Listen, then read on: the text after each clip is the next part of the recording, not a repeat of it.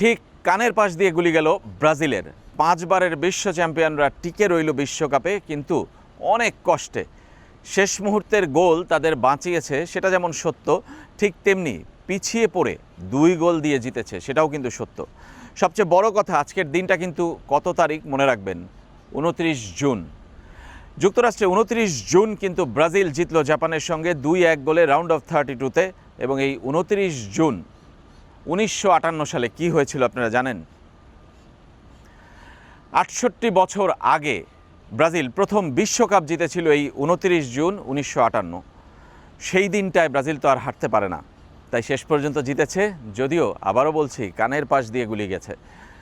তবে ব্রাজিলের এই দলটা কিন্তু আসলে জিততে জানে, যে তার একটা পন্থাও খুঁজে বের করতে পারে, সেটা কার্লো আনচেলত্তির কারণে।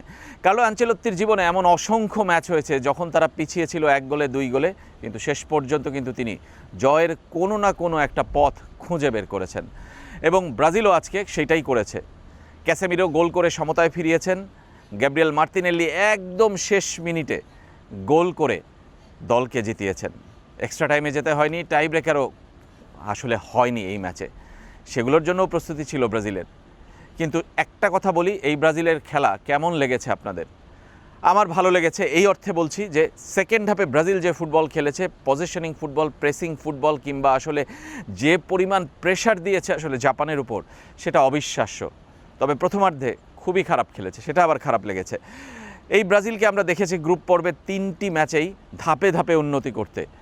আজকে আবার প্রথমের দিকে একটু ছন্দপতন, কিন্তু পরের দিকে তারা দুর্দান্ত খেলেছে। তবে জাপানকে নিয়ে কোনো কথা না বললেই নয়, সামুরাই ব্লুরা কিন্তু আসলে দুর্দান্ত পারফর্ম করেছে। এবং দুর্ভাগ্য তাদের, একটা দলকে জিততে হয়, একটা দলকে হারতে হয়। কিন্তু জাপানের এই দলটা যদি টিকে থাকতো, বিশ্বকাপেরই কিন্তু রং বর্ণিল হতো।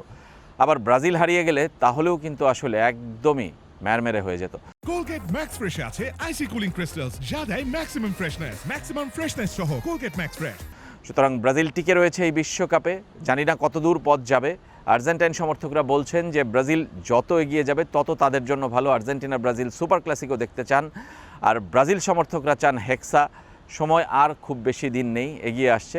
কিন্তু এই ব্রাজিলের দলটিতে আমরা বলবো যে আজকে ভিনিসিউসের খেলা আমার কাছে অবিশ্বাস্য লেগেছে। ভিনিসিউস যে পরিমাণ গতি, স্কিল এবং তার যে আসলে পারফরমেন্স, সেটা কিন্তু অসাধারণ।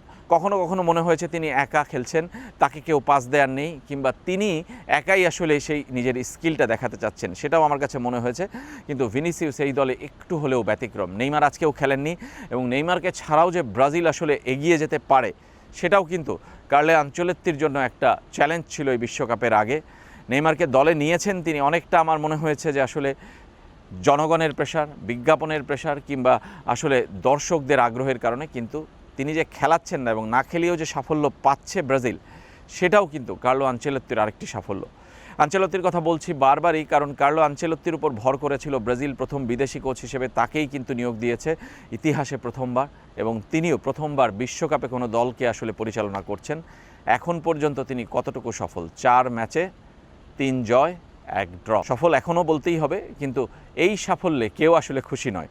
কেননা ব্রাজিল সমর্থকরা চায় একটাই, বিশ্বকাপ ট্রফি, যেটা তারা পাচ্ছে না গত 24 বছর ধরে। আর আজকের এই দিনে, বিশেষ দিনে 29 জুনে ব্রাজিলের এই জয় তাদেরকে আসলে কতটা এগিয়ে নেবে, সেই প্রশ্ন কিন্তু থেকেই যাচ্ছে। নাকি তাদের যাত্রা শুরু হলো আজকের এই বিশেষ দিনে? সবাই ভালো থাকবেন, বিদায় নিচ্ছি আমি রেজওয়ানুজ্জামান।